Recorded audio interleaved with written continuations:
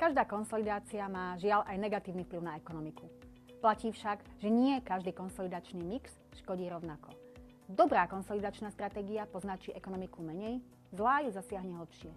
Čím horšie je zvolená konsolidačná stratégia, tým viac rastie potreba ďalšej konsolidácie v budúcnosti. Horšia ekonomika totiž znamená pomalšie ozdravovanie verejných financií. Ale ako zistíme, ktoré konsolidačné stratégie sú tie lepšie a ktoré horšie? Môžeme urobiť jednoduché porovnanie. Ako základ si vezmeme tzv. Generickú konsolidáciu. Teda akýsi automat, ktorý pri danom objeme konsolidácie proporčne znižuje všetky výdavky a zároveň rovnako zvyšuje všetky príjmy. Nie je to teda žiadna sofistikovaná stratégia, iba mechanický prístup. V praxi by to znamenalo, že by sme rovnako zvýšili všetky dania a odvody a zároveň by sme rovnako znížili aj výdavky štátu, napríklad tie na investície, dávky či dôchodky. Takto získame základnú, jednoduchú, generickú, proporčnú konsolidáciu, v ktorej dopady na ekonomiku môžeme porovnávať s inými možnými stratégiami. Vybrali sme približne 1500 ďalších konsolidačných stratégií, ktoré pokrývajú realisticky použiteľné scenáre konsolidácie. Každá z nich sa skladá zo 6 opatrení.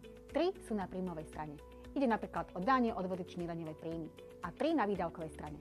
Napríklad náklady na réžiu štátu, investície či sociálne transfery. Hodnota nad horizontálnou x-ovou osou znamená zvýšenie, čiže napríklad zvýšenie sadzieb daní či výdavkov. Hodnota pod x-ovou osou znamená zníženie, teda napríklad nižšie daňové sadzby alebo škrty vo výdavkoch. Tie stratégie, ktoré budú mať celkovo menší negatívny vplyv na ekonomiku ako generická konsolidácia, sa nachádzajú tu, v zelenej časti. Naopak tie, ktoré poškodia ekonomiku viac než základná generická konsolidácia, sú na druhej strane, v červenej časti. Takto dostaneme dve veľké skupiny konsolidačných stratégií, ktoré sa výrazne odlišujú od generickej konsolidácie. Stratégie, ktoré sa nachádzajú okolo stredu, sme nezakreslili. Kde sa teda nachádza aktuálna konsolidačná stratégia v porovnaní s najlepšími a najhoršími? Nachádza sa približne tu, teda medzi tými horšími.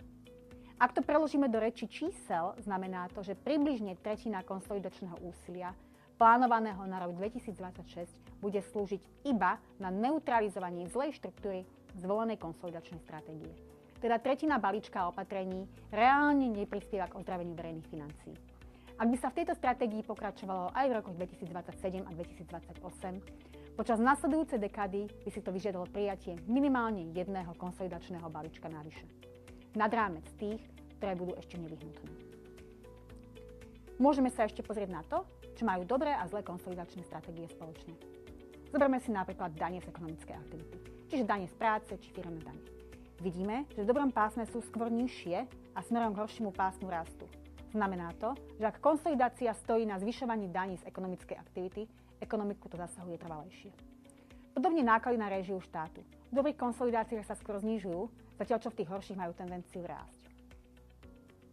Podrobnosti o tom, ako sme postupovali a ako jednotlivé konsolidačné stratégie ovplyvňujú ekonomiku, nájdete v našom aktuálnom komentári a v diskusnej štúdii spolu s opisom použitého modelu.